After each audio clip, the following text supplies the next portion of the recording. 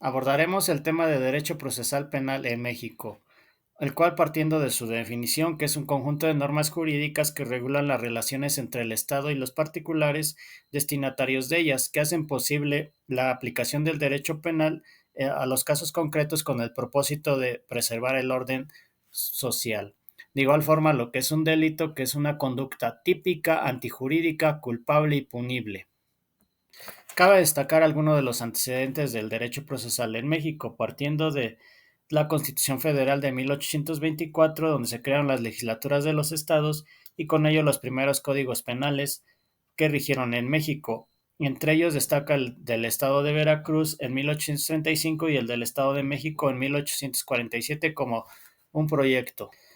Dentro del derecho procesal penal encontramos los principios, varios principios, entre ellos el de publicidad, contradicción, continuidad, concentración, inmediación, principio de igualdad ante la ley, principio de igualdad entre las partes, principio de juicio previo y debido proceso, principio de presunción de inocencia, el principio de prohibición de doble enjuiciamiento. Además que se están establecidos derechos fundamentales en diversos artículos de la Constitución Política de los Estados Unidos Mexicanos, dentro de los cuales destacamos el artículo 13, donde nos dice que nadie puede ser juzgado por leyes privativas ni por tribunales especiales, el artículo 14, que ninguna ley se dará efecto retroactivo en perjuicio de persona alguna, el artículo 16, donde nadie puede ser molestado en su persona, familia, domicilio, papeles o posesiones, sino en virtud de mandamiento escrito por autoridad competente que funde y motive la causa legal del procedimiento. Cabe mencionar también la definición de actos procesales,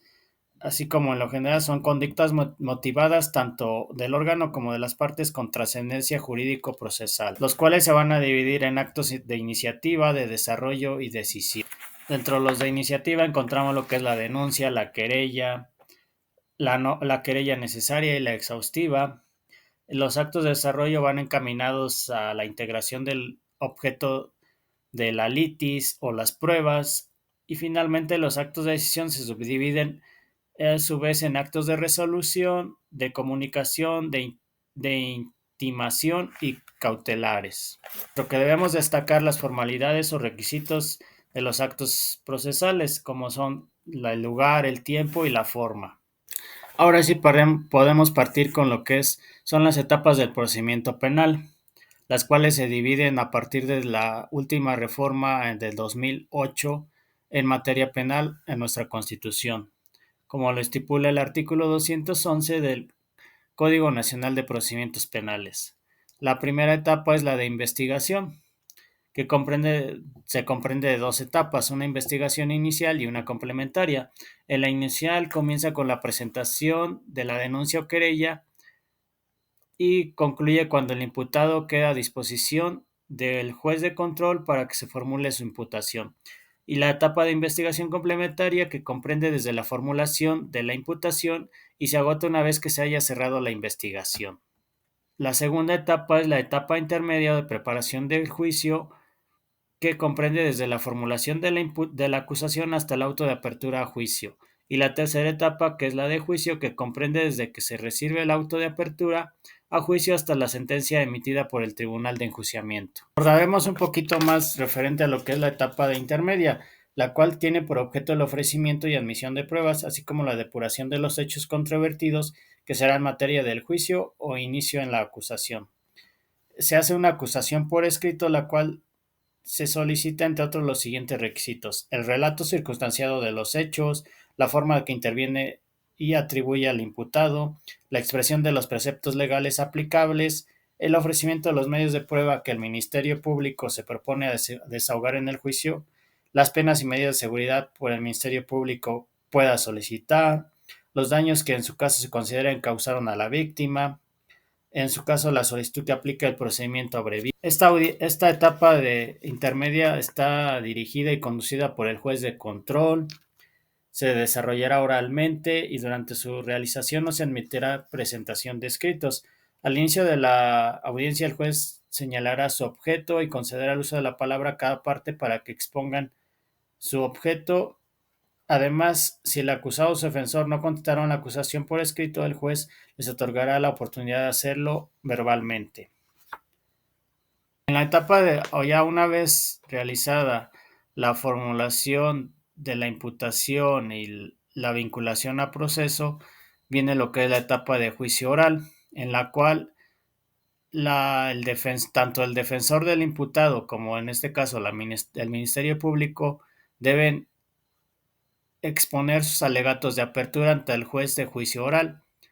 Posteriormente, desahogar todas las pruebas para asegurarse y plantear su dicho. Y posteriormente los alegatos de clausura, los cuales exponen el por qué el juez de juicio oral les debe dar la razón, ya sea sentenciando con, condenatoriamente o absolviendo al imputado. En el caso, si la sentencia es condenatoria, es cuando se acredita plenamente el hecho delictuoso y su responsabilidad penal, y si existe alguna duda deberá absolverse, y en la absolutoria la sentencia será así si no se constare la existencia de un hecho típico y antijurídico, la participación del inimputable en él, y se decretará la libertad del imputado. Ahora bien, hablemos un poquito sobre sujetos procesales, los cuales se van a dividir en necesarios, eventuales y auxiliares. Dentro de los necesarios encontramos al juez, al Ministerio Público, al imputado, al defensor o sus defensores. En los eventuales encontramos a lo que es el ofendido, la víctima, los testigos, los peritos. En los auxiliares al personal policíaco, a los secretarios, actuarios, oficiales del tribunal. Ahora bien, hablar sobre justicia restaurativa, hablamos de mecanismos alternativos de controversia, aunado a la reforma de junio de 2008, donde en el artículo 17 de la Constitución Política de Estados Unidos Mexicanos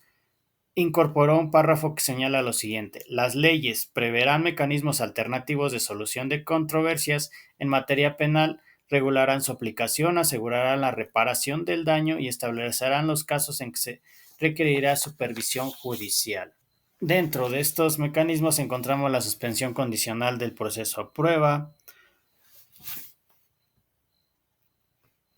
la cual tiene como objetivo primordial la suspensión condicional del proceso de prueba, es la de exceptuar el deber estatal de perseguir todos los hechos punibles y otorgarle al Ministerio Público la facultad de solicitar al juez de no continuar con un proceso si se trata de hechos que no revistan de gravedad ni trascendencia social, y la de declarar terminado el conflicto ocasionado por el delito sin llevar a cabo el juicio.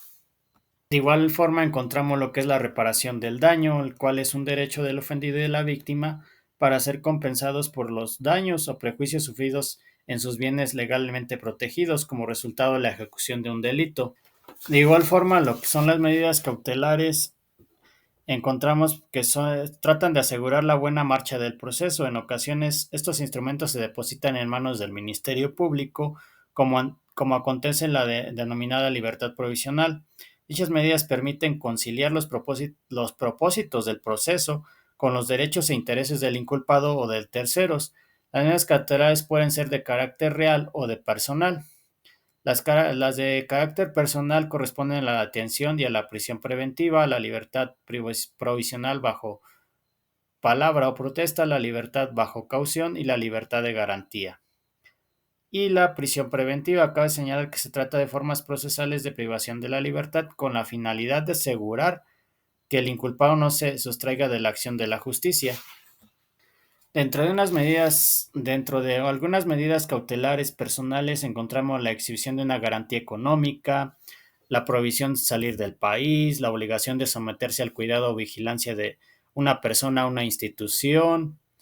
la obligación de presentarse periódicamente ante el juez o el Ministerio Público, la colocación de localizadores electrónicos, la reclusión domiciliaria, la prohibición de concurrir a determinadas reuniones o visitar ciertos lugares, la prohibición de convivir o comunicarse con personas determinadas, la separación inmediata del cargo, oficio o profesión, la suspensión de derechos vinculados al hecho, el internamiento en instituciones de salud, en casos de que el estado físico o mental del imputado así lo amerite. Dentro de las medidas cautelares de carácter real encontramos lo que es el embargo precautorio. También cabe destacar lo que son los recursos, dentro de los que podemos definir a un recurso según el autor colombiano Rodríguez, citado por Sergio Ramírez. El recurso es un atributo de las personas que intervienen en el proceso penal. Solo se interpone contra una providencia de instrucción o juez, del instructor o juez, que contenga una decisión, el cual va a ser el objeto, tiene como base un error, vicio o defecto en la decisión atacada, el cual es el fundamento, y pretende, en consecuencia de conformidad a la ley, con la decisión jurisdiccional impugnada, que va a ser su fin. Dentro de los que destacan la revocación y revocación.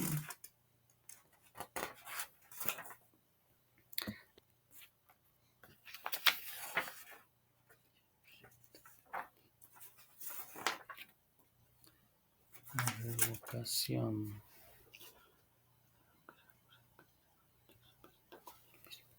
Sentencia. La revocación la podemos determinar que significa literalmente llamarse atrás, y así para reducir a la nada los efectos jurídicos en el acto provocado. En este caso son revocables por el órgano jurisdiccional los autos que haya dictado y contra los cuales no proceda el recurso de apelación, así como los que se dicten en segunda instancia antes de la sentencia. Y tienen como finalidad que el propio juez o tribunal que dictó una resolución la anule, la deje sin efecto toda o en parte, o bien que la sustituya por otra. Mientras tanto, que la apelación es el medio que la ley permite emplear para que el curso normal del proceso reanude o termine, mediante la intervención de un juez distinto al que ejecutó el acto que desvía el recurso normal de aquel. De igual forma, cabe destacar dentro de estos recursos algunas definiciones, como lo que es un agravio, que es la afectación que en su esfera jurídica sufre o puede sufrir el impugnante con motivo de una resolución judicial. La suplencia de la queja es cuando, si el defensor o el imputado omitieron la expresión de agravios o la expresaron deficientemente, el tribunal deberá suplir la queja al dictar la sentencia. La reposición del procedimiento, cuando el tribunal de apelación advierta que hubo una violación procesal que haya afectado los derechos de alguna de las partes y que hubiere trascendido el sentido de la resolución. Mientras tanto, la revisión extraordinaria tiene por objeto declarar la inocencia del sentenciado, resolver sobre la aplicación de la ley posterior que favorezca al sentenciado y declarar la extinción de ejecutar la pena ante el perdón del ofendido. Ahora bien, dentro de los procedimientos especiales vamos a encontrar lo que es el procedimiento abreviado o el procedimiento para inimputables. El procedimiento abreviado se tramitará a solicitud del Ministerio Público en los casos en que el imputado admita el hecho que se le atribuya en la acusación y consienta que la aplicación de este procedimiento del acusador acudiente en su caso no presente oposición alguna. Se podrá formular a solicitud del imputado siempre y cuando se reúnan los requisitos previstos por el Código de Procedimientos Penales del Estado de México y no exista oposición del Ministerio Público. Ahora bien, el Ministerio Público podría presentar la acusación y solicitar la apertura del procedimiento abreviado desde la audiencia en la que se resuelva la vinculación del imputado a proceso, hasta antes de pronunciar el juicio, antes de pronunciar el auto de apertura a juicio oral. El juez debe de verificar que el imputado haya otorgado su conformidad para el procedimiento en forma libre, voluntaria e informada, con la asistencia de su defensor, conozca su derecho a exigir un juicio oral,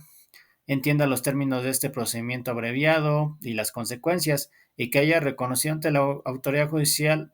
voluntariamente y con conocimiento de las consecuencias su intervención en el delito. Muchas veces es utilizado como estrategia en el caso de los defensores, bueno, el abogado defensor del imputado. El otro procedimiento especial es el procedimiento para inimputables, cuando durante la investigación se sospecha que el probable autor de un hecho delictuoso se encuentra en alguno de los supuestos de inimputabilidad previstos por el Código Penal del Estado de México, el Ministerio Público comunicará al juez de control, o bien el juez de control también se puede percatar de esto Para esto, el juez de control se advierte que se encuentra inmerso en una causa de inimputabilidad, procederá en los siguientes términos. Se abstendrá de recibir su declaración del inimputable. Si el inculpado estuviera sujeto a la patria potestad o tutela, la persona que se empeñe para podrá designar su defensor, y si no, de no serlo así, el juez le designará un defensor público. Nombrará en su caso a los peritos especializados para que examinen al imputado y dictaminen sobre su estado de salud mental o físico. De igual forma, si el imputado no tuviere tutor, el juez designará provisionalmente uno para que lo represente en lo subsecuente. A su vez, resolverá su situación jurídica en un plazo constitucional o su prórroga si lo hubiere, en el plazo constitucional o su prórroga si lo hubiere, y suspenderá el procedimiento ordinario.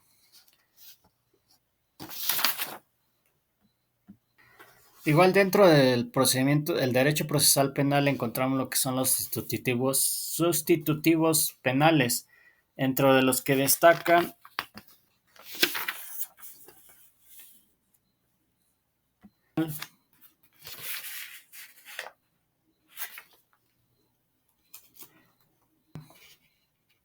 la libertad preparatoria,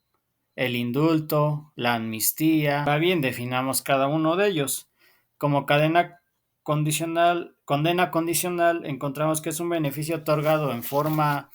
discrecional por el juzgador que tiene por efecto la suspensión de las sanciones corporal y económica hasta su extinción en el transcurso del tiempo, previo al otorgamiento obviamente de una garantía u otra medida similar. No obstante, no constituye un derecho propio del sentenciado y puede revocarse en ciertas condiciones. Aunque para que pueda gozar de este beneficio el sentenciado deberá de otorgar una garantía o sujetarse a las medidas que fijen para asegurar su presentación ante la autoridad siempre que sea requerido, obligarse a residir en determinado lugar, desempeñar en el plazo que se le fije alguna profesión, arte, oficio o ocupación, abstenerse del abuso de bebidas embriagantes y el empleo de estupefacientes o sustancias psicotrópicas, y la reparación del daño causado. Ahora, por otro lado, encontramos lo que es la libertad probatoria, denominada por algunas legislaciones como libertad condicional, la cual constituye un beneficio preliberatorio que corresponde otorgar a la autoridad administrativa cuando el reo ha purgado una parte significativa de la pena privativa de libertad o la que fue por la que fue sentenciado. Y dicha facultad corresponde al Poder Ejecutivo Federal y no al órgano jurisdiccional. Para que se dé esto, debe el delincuente tener alguna o haber pasado por algunas circunstancias, como debe ser que fue un delincuente primario, que la pena privativa de libertad no sea menor a 7 años ni mayor de 15 años, que falte un año para que alcance el beneficio de prelibertad, que cubra la reparación del daño, que alguna persona con reconocida solvencia moral y de arraigo se obliga a supervisar y cuidar de este, compruebe fehacientemente contar con el exterior, con un oficio, arte o profesión, acredite apoyo familiar, cubra el costo del dispositivo eléctrico de monitoreo individual y los demás que establezca el reglamento que regule este beneficio. Mientras que por otro lado podemos entender que el indulto condona solo la sanción impuesta en sentencia ejecutoria, mientras que la amnistía en ella existe la posibilidad de extinguir todo el delito y lo puede otorgar el Poder Ejecutivo Federal en turno. Dentro de otro de los procedimientos especiales encontramos el que es dirigido a pueblos o comunidades indígenas, los cuales van a ser juzgados respetando en todo momento sus costumbres y tradiciones y aplicando la Ley de Derechos y Cultura Indígena del Estado de México. Analizar el caso de Florence Cassés. Su nombre completo era Florence Marie Louise Cassés Crepin, quien en este caso es la imputada. Era una ciudadana francesa, la cual fue acusada y condenada el 25 de abril de 2008 por tribunales mexicanos a 96 años de prisión por los siguientes delitos: por el delito de secuestro, delincuencia organizada y posesión ilegal de armas de fuego de uso exclusivo del ejército mexicano. Sus víctimas fueron Ezequiel Yadir Elizalde, Cristina Ríos y su respectivo hijo menor. El abogado defensor fue en este caso el licenciado Agustín Acosta.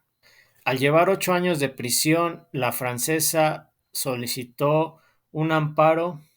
ante la Suprema Corte de Justicia de la Nación porque se habían violentado algunos de sus derechos humanos, entre los que destacó la inasistencia a su consulado, la detención inmediata y presentación ante el Ministerio Público y el